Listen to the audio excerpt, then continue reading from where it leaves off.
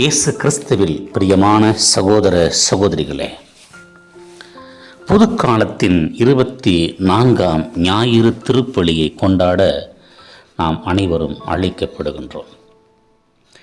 இன்றைய முதல் வாசகம் ஏசாயா தீர்க்கதரிசி 50வது அதிகாரம் 5 முதல் 9 வரை உள்ள இறைவார்த்தைகள். இரண்டாவது வாசகம் யாக்கோபு 2 அதிகாரம் 14 முதல் 18 வரை. மார்க்கு நற்செய்தி 8 அதிகாரம் 27 முதல் 35 வரை. பட்டினத்தார் வாழ்க்கை குறிப்பிலே ஒரு நிகழ்வு கூறப்படுவது நாம் அறிந்திருப்போம். முற்றும் துறந்த துறவியாகிய பட்டினத்தார் ஒரு நாள் வயலின் வரப்பின் மேல் தலை வைத்து படுத்துக் கொண்டிருக்கிறார். அவ்வழியே விமலா, கமலா என்ற 2 பெண்கள் சென்றுகின்றார்கள்.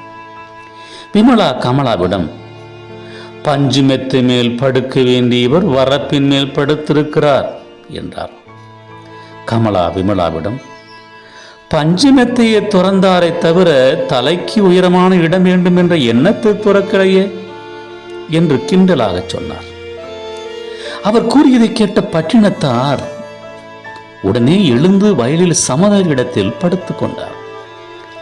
மீண்டும் விமலா கமலாவிடம், பாரடி, அவருடைய துறவு இப்பொழுது பூரணமாகிவிட்டது என்றார். கமலா சும்மா விடவில்லை.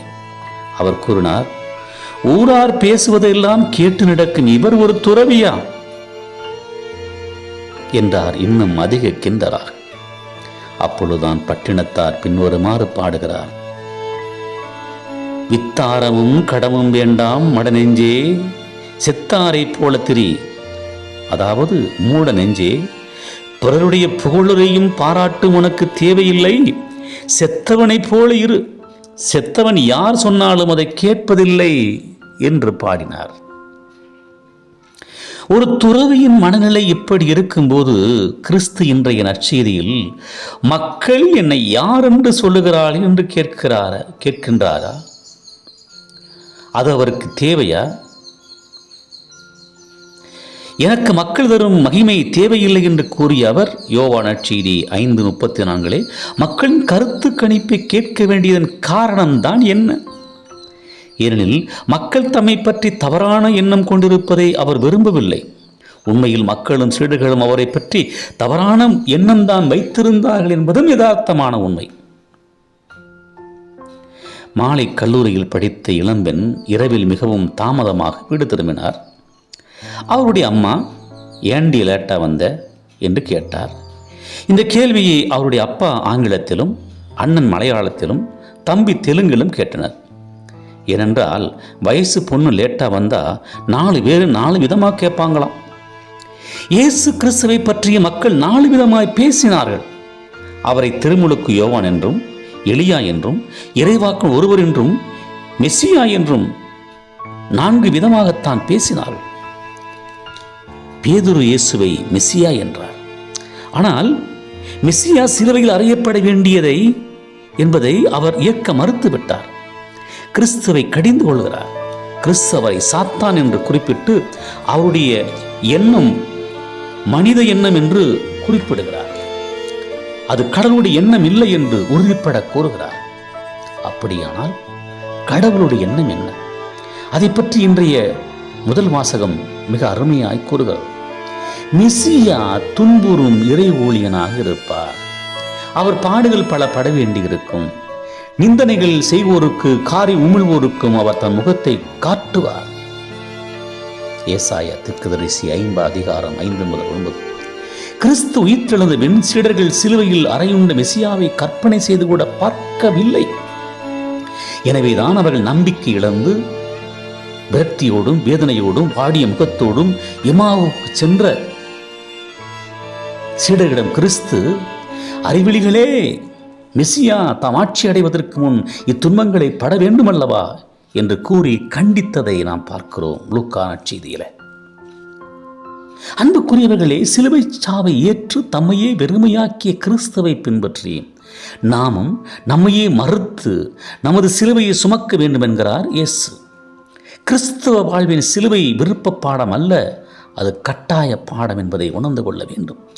நமது தனி வாழ்விலும் குடும்ப வாழ்விலும் சமூக வாழ்விலும் நம்மை அழுத்துகின்ற பாரமான சிலுவை ஆணவம் என்கிற அரக்கன்.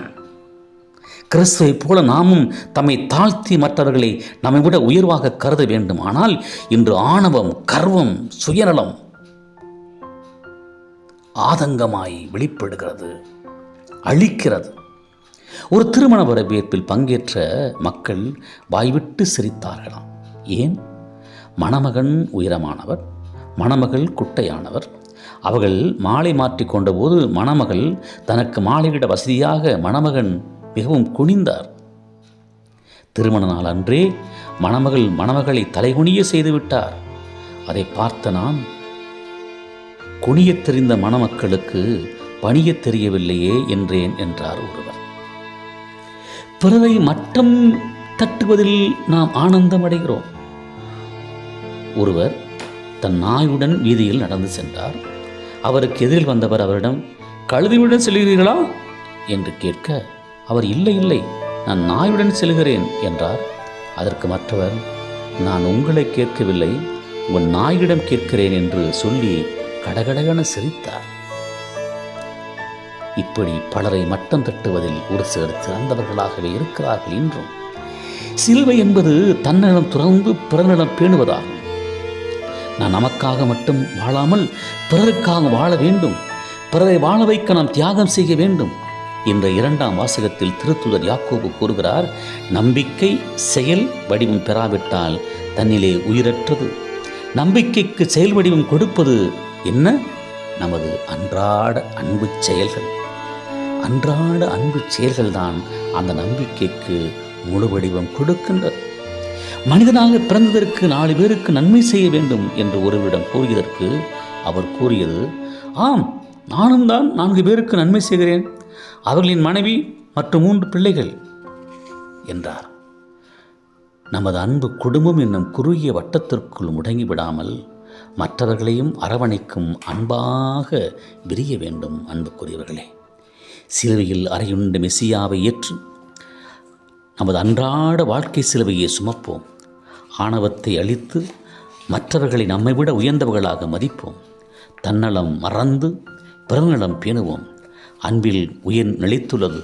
அன்பில்லாமல் வாழ்வது இறைவனுக்கு எதிரான செயலாகும். கிறிஸ்துவில் பிரியமான சகோதர சகோதரிகளே, எனவே அன்பின் பிள்ளைகளாய், அன்பின் அடிச்சுவடுகளாய், மகிமையாய், மாட்சிமையாய் நாமும் இருக்க இதோ இந்த வழியிலே நாம் மன்றாடுவோம். இதைத்தான் இன்றைய வழிபாட்டில் இயேசு அழைக்கிறார். ஒரு அறைகூவலாக அழைக்கிறார்.